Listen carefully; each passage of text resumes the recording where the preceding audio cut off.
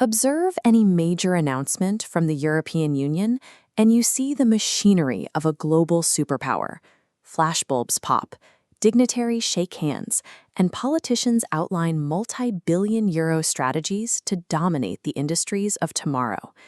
In 2023, the ultimate test of this machinery arrived, the European Chips Act. It was framed as the policy that would reclaim the continent's technological edge and secure its industrial future. This chart shows the scale of the headline figure broadcast to the world: 43 billion euros, meant to revitalize the European tech sector. It looks like overwhelming financial firepower. But when you look closely at how those billions are actually deployed, the projection of wealth starts to fracture. To understand what Europe actually committed to building, we have to look past the press conference and check the cold reality of the balance sheet. This graph breaks down the European Chips Act. Out of the 43 billion euro total, fresh, newly allocated EU budget money is just 3.3 billion. The rest is a mirage, consisting of simply renamed existing funds and non-binding national pledges. Compare that 3.3 billion to the US passing $39 billion in direct federal semiconductor funding, or China mobilizing hundreds of billions through centralized state funds. This is the execution gap. The European Union excels at projecting power through announcements, but fails to deploy capital at scale when it matters most. To see why capital stalls, we have to trace it back to the corridors of power.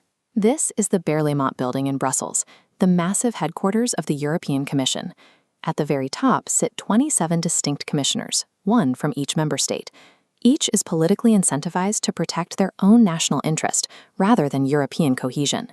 These 27 different political nodes inherently block one another, ensuring every new initiative requires a labyrinth of compromises before it can move forward.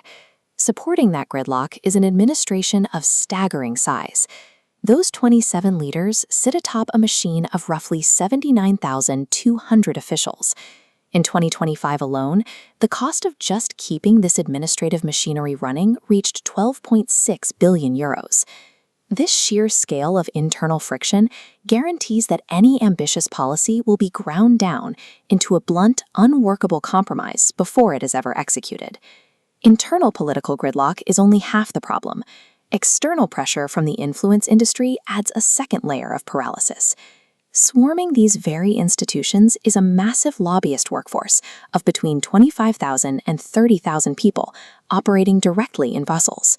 This concentration of advocates makes the city the second largest lobbying hub on the planet, trailing only Washington, D.C.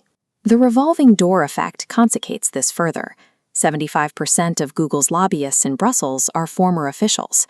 This makes passing streamlined, aggressive industrial policy nearly impossible. The EU legislative system functions as a deliberate obstacle course of vested interests, prioritizing local consensus over the rapid execution of a continental strategy. This paralysis has reached a point where the machine is failing to address existential economic threats. In September 2024, former European Central Bank President Mario Draghi delivered a 400-page roadmap to save European competitiveness from what he called a slow agony. The initial reaction followed the standard playbook. Member states unanimously endorsed the report and made solemn public promises to act.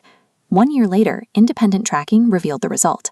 Only 11% of Draghi's critical recommendations have been fully implemented, leaving a massive 89% void of inaction. The least progress has been made in the areas Europe needs most: clean tech, digital sovereignty, and energy. The Brussels machine has become so tangled and bureaucratic that it can no longer digest the very medicine prescribed to cure it. This paralysis now extends beyond stalled new projects to the decay of Europe's most foundational achievement, the single market. This is the European Parliament, the stage where unity is legislated into reality. But even here, fragmentation is taking hold. By the end of 2024, there were 658 single-market infringements sitting open and unresolved across the bloc. That number represents member states increasingly ignoring or incorrectly applying the rules, actively eroding the economic bloc from the inside out. Europe possesses the ideas, the wealth, and the ambition to save itself. It simply lacks the institutional machinery to execute. Until the Colossus fixes its feet of clay, its grandest announcements are merely illusions on borrowed time.